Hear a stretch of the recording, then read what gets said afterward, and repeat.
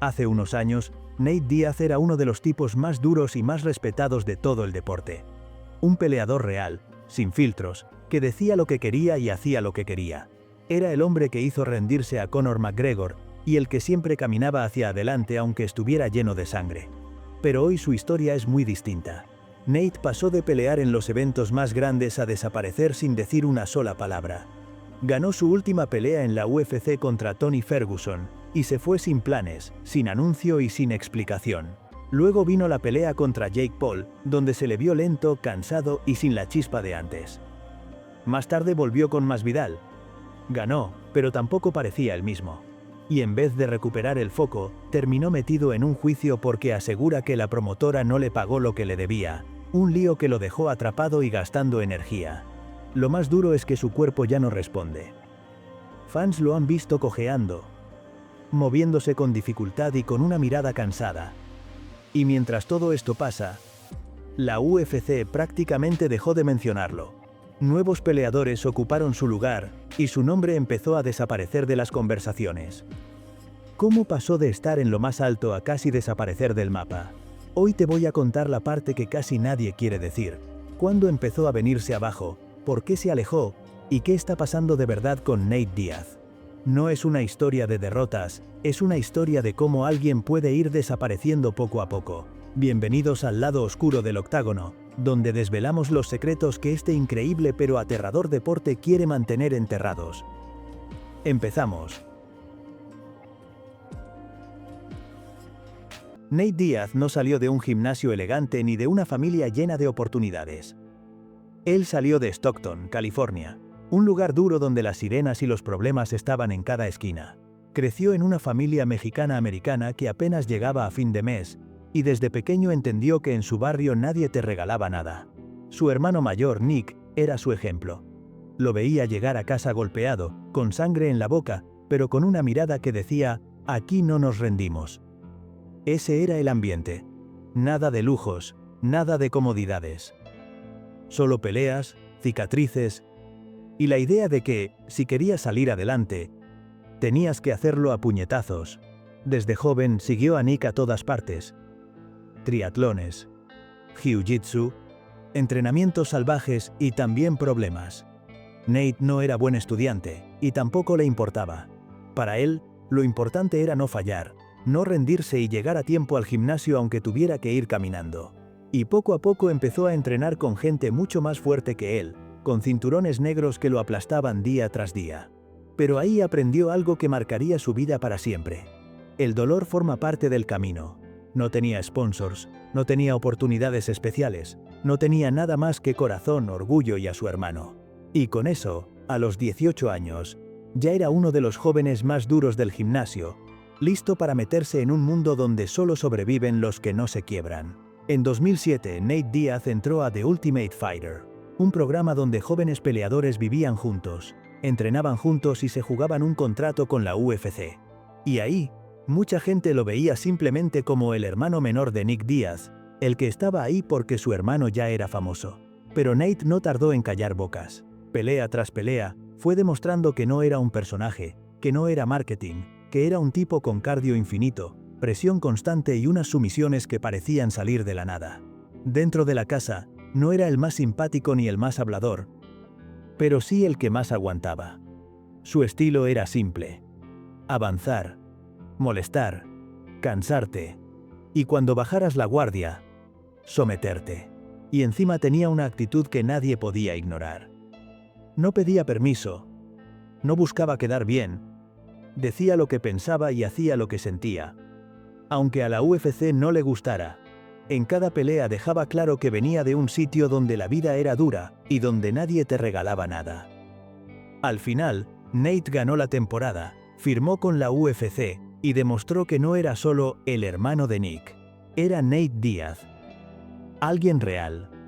Alguien con calle y alguien que, aunque no tuviera un cinturón aún, ya empezaba a ganarse una base de fans que veía en él algo diferente al resto. El 5 de marzo de 2016, Nate Diaz pasó de ser un peleador respetado a convertirse en una leyenda del deporte. Aquella noche, La UFC necesitaba a alguien que aceptara una pelea contra Conor McGregor con solo 11 días de aviso. Conor era la estrella más grande del momento. Venía de ganar, de noquear, de arrasar con todos. Y Nate, sin una preparación completa, dijo sí. Y no lo dijo por dinero, ni por fama. Lo dijo porque era Nate Diaz. Un tipo que nunca dijo que no a la pelea. Y cuando entró al octágono, nadie esperaba que ganara. Muchos pensaban que solo iba a sobrevivir un par de asaltos. Pero pasó lo contrario. Nate aguantó lo mejor de McGregor. Lo hizo fallar, lo cansó, y cuando llegó el momento, lo llevó al suelo y lo sometió. Conor McGregor, el hombre del momento, el intocable, tapping en el centro del octágono. Y ahí, con toda la arena gritando, Nate soltó la frase que ya forma parte de la historia. I'm not surprised, motherfuckers. Ese día, Nate no solo ganó una pelea. Se convirtió en un símbolo. En el tipo que no necesitaba cinturones para ser importante, que no necesitaba actuar para vender, que no necesitaba agradar a nadie. El mundo entero vio que Nate Diaz era de verdad. La revancha llegó meses después. Y aunque perdió por decisión ajustadísima, eso ya no cambiaba nada. El público lo adoraba. Cada vez que Nate peleaba, sabías que iba a haber guerra, sangre y corazón. Y ese tipo de peleadores, los que van de frente sin importar quién esté delante, son los que conectan con la gente para siempre. Pero ser Nate Diaz tenía un precio, y ese precio fue altísimo. Mientras otros peleadores elegían combates más fáciles o buscaban proteger sus carreras, Nate siempre aceptaba guerras. Se enfrentó a tipos durísimos como Donald Cerrone, Michael Johnson, Gray Maynard, Jim Miller y Jorge Masvidal. Y cada una de esas peleas era una batalla donde Nate dejaba un pedazo de sí mismo. No era un peleador que entrara, golpeara y saliera limpio.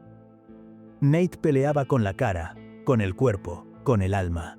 Aguantaba castigo, sangraba en casi todos sus combates, pero nunca dejaba de caminar hacia adelante. Y a eso súmale que, detrás de cámaras, su relación con la UFC empeoraba cada vez más. Nate sentía que lo usaban, que no le pagaban lo que merecía y que no lo respetaban como a otros. Pedía mejores contratos, pedía peleas más grandes, pedía algo que él consideraba justo. Y muchas veces la respuesta era silencio o presión. Por eso empezó a tomarse descansos largos, a rechazar peleas y a dejar claro que él no iba a bailar al ritmo que la empresa quería. Para los fans era Nate siendo Nate. Para la UFC era un problema. Y mientras sus guerras lo hacían más querido por la gente, también lo iban desgastando por dentro. Su cuerpo empezaba a notarlo. Sus reflejos ya no eran los mismos, y los cortes en la cara tardaban más en cerrarse. Cada pelea era gloria, pero también desgaste. En septiembre de 2022, Nate Diaz volvió al octágono para lo que sería, en ese momento, su última pelea en la UFC. Su rival fue Tony Ferguson, otro veterano que también llegaba cargado de guerras y cicatrices. Era un combate entre dos leyendas que ya habían perdido velocidad, pero no corazón. Y aunque muchos pensaban que la pelea iba a ser un caos total, Nate hizo lo que siempre hizo: pelear con calma, con experiencia y con esa tranquilidad de alguien que ya lo ha visto todo. En el cuarto asalto, cuando Tony cometió un error, Nate cerró una guillotina perfecta y lo hizo rendirse. Fue una despedida casi poética. Un Diaz sometiendo, un Diaz ganando, un Diaz levantando las manos por última vez en la UFC. El público estaba esperando que anunciara algo grande, un plan, un mensaje, un futuro. Pero Nate salió del octágono igual que entró, a su manera, sin decir mucho, sin dejar claro si era el final o solo una pausa. Y lo sorprendente fue que después de esa victoria simplemente desapareció. No renovó contrato, no anunció retiro, no dijo nada. Se fue en silencio. Como si no quisiera explicaciones. Como si ya estuviera cansado de todo. Y ese silencio fue el primer signo de que algo no estaba bien. Después de la pelea con Masvidal, cuando parecía que Nate volvía a tomar control de su carrera, llegó otro golpe inesperado. Una demanda. Nate acusó a la promotora Fanmio, la misma que organizó el combate, de no pagarle lo que le habían prometido. Según los documentos, Nate debía recibir hasta $10 millones, pero solo le habrían dado una parte, y encima en pagos atrasados y mal organizados. Para un peleador que dejó la UFC buscando libertad, respeto y control, esto fue como una traición directa. Él salió del sistema porque estaba cansado de que lo trataran mal, y terminó metido en un lío peor. Además, empezaron a salir detalles feos, mala organización, problemas de logística, vuelos mal gestionados y un equipo frustrado porque nada iba bien detrás de cámaras. Y mientras todo esto pasaba, Nate no hablaba. No daba explicaciones, no aparecía públicamente. Su silencio alimentó aún más la preocupación entre los fans. En vez de estar disfrutando de una victoria, estaba metido en abogados, reuniones, documentos y estrés. Y para un tipo que siempre vivió de pelear, de entrenar, de estar activo, este tipo de problemas solo lo alejaron más del deporte. Su energía se gastaba en peleas fuera del ring, peleas que no quería y que no podía resolver golpeando a nadie. Y ahí fue cuando mucha gente empezó a notar que Nate ya no era el mismo. La realidad empezó a notarse cuando, después del juicio y del caos fuera del ring, Nate Diaz simplemente dejó de aparecer. No entrenaba como antes, no subía vídeos, no hablaba con la prensa y ni siquiera hacía esas pequeñas apariciones que mantenían viva su presencia. Era como si se hubiera apagado de un día para otro. Los fans empezaron a preocuparse porque cada vez que alguien lo grababa por la calle o en algún evento, se le veía distinto. Más lento, más cansado, como si estuviera cargando un peso enorme encima. Su forma de caminar ya no era la misma, su postura tampoco, y tenía esa mirada de alguien que ya no está disfrutando lo que hace. Sus compañeros también estaban tomando caminos nuevos. Unos se retiraron, otros entrenaban jóvenes, otros montaron negocios. Pero Nate no hacía nada de eso. Él simplemente desapareció de la escena, sin peleas, sin anuncios, sin proyectos, sin planes, y lo más triste es que el silencio empezó a comerse su figura. Un peleador que siempre fue puro ruido, puro caos, pura energía, ahora no decía ni una palabra. Y ese vacío hizo que muchos fans empezaran a preguntarse si estaba bien, si algo grave había pasado o si simplemente ya no tenía fuerzas para seguir en este mundo. El guerrero que un día se reía sangrando en medio del octágono ahora parecía un fantasma que evitaba las cámaras. Y ese silencio dolía, porque no era solo ausencia. Era un mensaje. Algo en Nate se había roto. Mientras Nate Diaz se alejaba del foco, la UFC también empezó a dejarlo atrás, y ese fue otro golpe duro para su legado. Antes, cada vez que hablaban de peleas históricas, su nombre salía. Cada vez que ponían repeticiones o momentos icónicos, aparecía su cara. Pero ahora, poco a poco, dejaron de mencionarlo. Las nuevas generaciones comenzaron a llenar el espacio.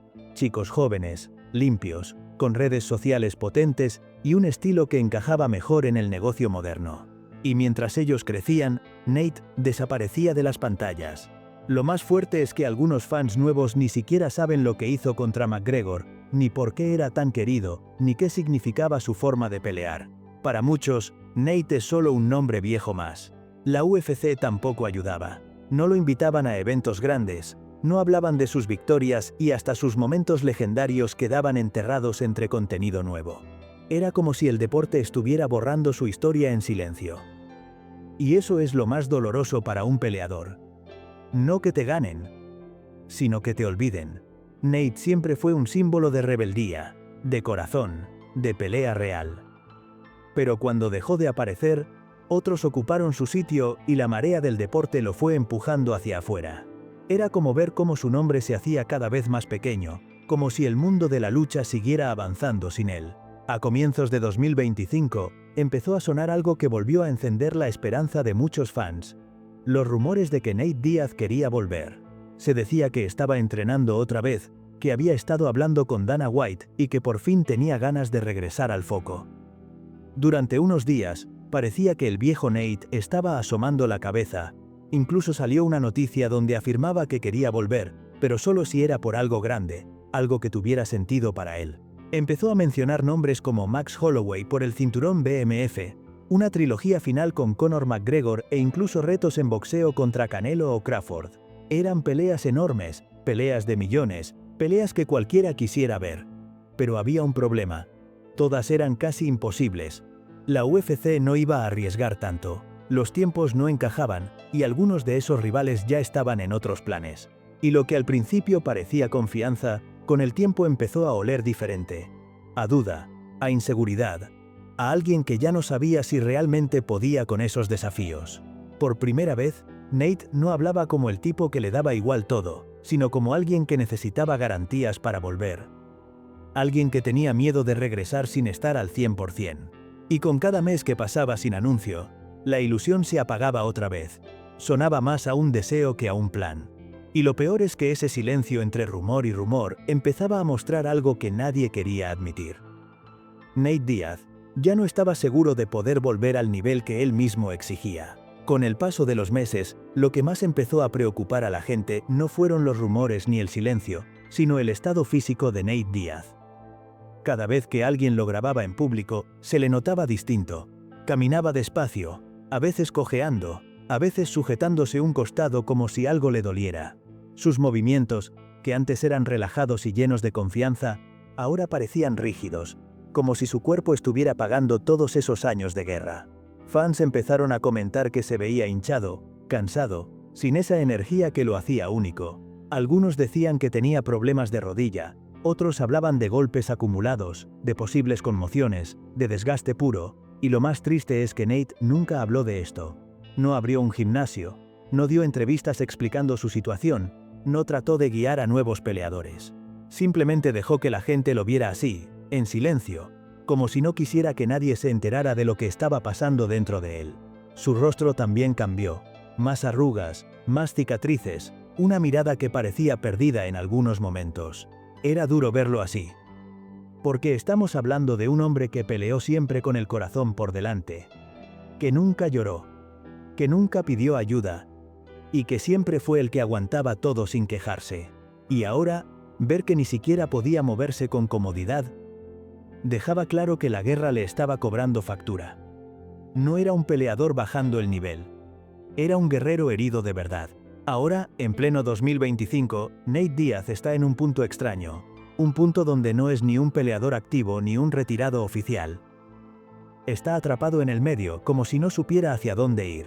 Su nombre todavía despierta emoción, pero ya no como antes. Su cuerpo tiene marcas que no se borran. Su mente parece cansada, y el deporte, sin querer, lo ha ido dejando atrás. La UFC sigue adelante, los fans cambian, las nuevas estrellas aparecen cada año, y mientras tanto, él se queda estancado, sin pelear, sin hablar, sin aclarar nada. Nate pasó de ser la voz más ruidosa y rebelde de la MMA a convertirse en un silencio que preocupa. Y eso es lo más duro. No saber si todavía quiere volver, si su cuerpo se lo permite, o si simplemente ya no tiene fuerzas para seguir luchando. Lo que está claro es que, haga lo que haga, para muchos siempre será un símbolo, un tipo real, sin filtros, que peleó con el corazón cuando otros peleaban por dinero. Pero también es un recordatorio de lo cruel que puede ser este deporte, capaz de levantarte al cielo y, unos años después, dejarte solo con tus heridas. La pregunta ahora es simple. ¿Habrá un último capítulo para Nate Diaz o su historia ya quedó escrita? Solo él lo sabe. Y hasta que decida hablar, lo único que podemos hacer es esperar. Y recordar quién fue realmente. Nos vemos en el siguiente vídeo.